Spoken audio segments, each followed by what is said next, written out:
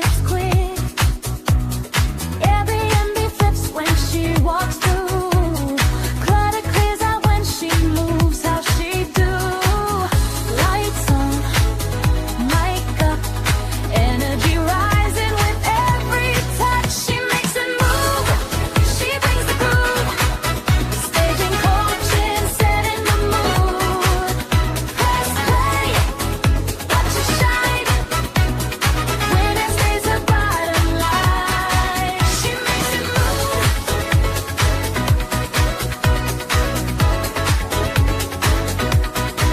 She makes it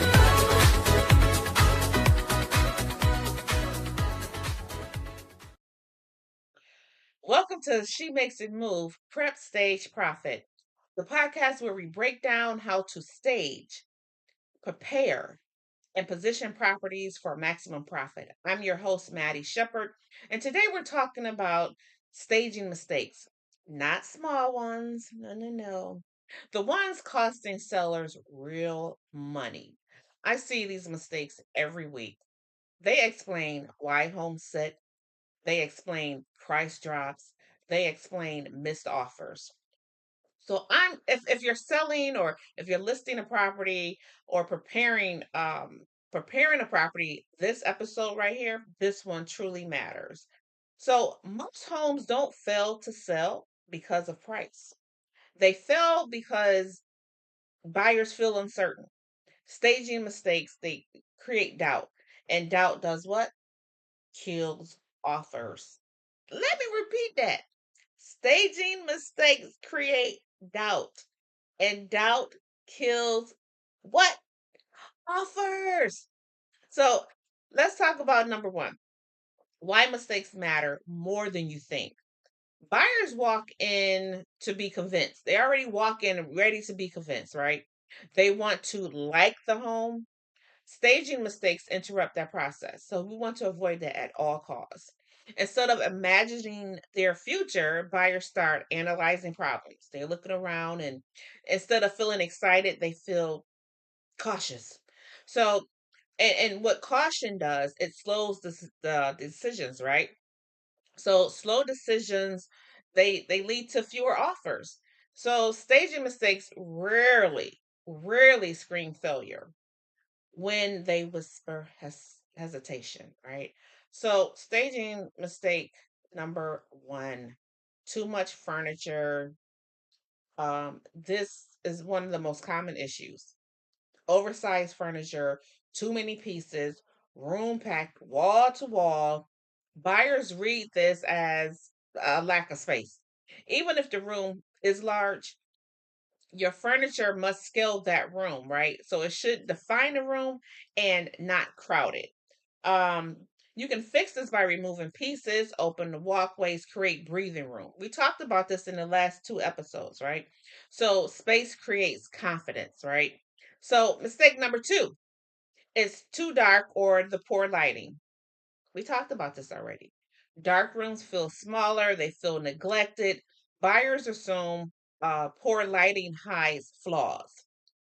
So a quick fix for this is to open up the blinds, open up your curtains, just open them wide open, and turn on every light. All right, add lamps to corners where you don't have them. Light changes the mood instantly, so you want an instant reaction. Add lights into the corners, and again, open up your blinds or your curtains. Mistake number three, personal items. Everywhere. They're everywhere. You got your family photos, you got your collections, you got your bold personal decor. So these items will pull the buyers out of that experience. So you definitely want to remove any personal effects that's pertaining to you because you're no longer living in the space. You're trying to get rid of the space. It's no longer your home. It's now a house that you're selling. And to fix it, just remove your personal items and simplify the space. Simplify the surfaces. You have neutral spaces which invite imagination, right? So mistake number four, undefined rooms, extra rooms confuse buyers. Make a purpose out of each room. So is it a bedroom? Is it an office? Is it a storage space? What is it? Uncertainty creates that hesitation. So every room needs a clear, direct purpose. One chair, a desk turns confusion into what? Clarity. And clarity leads to what? Confidence. All right. Mistake number 5, ignoring the entryway. The entryway sets the tone. Clutter entries create like bad impressions, right? So buyers feel it immediately when they walk in. They feel closed in, and just by fixing this, clear the floor, clear off the table entryway. So keep your decor minimal. A clear entryway says the home is ready. Let's talk about a real client experience that I've had. So I walked into a seller's home who home was well paid, the location was strong, the market was very active, but the home sat. The issue wasn't the price, right? It was the presentation. Again, presentation is everything. Presentation is everything. So we removed the extra furniture, brighten the lighting, clear personal space, define the space, right? So that home went back on the market and offers followed quickly.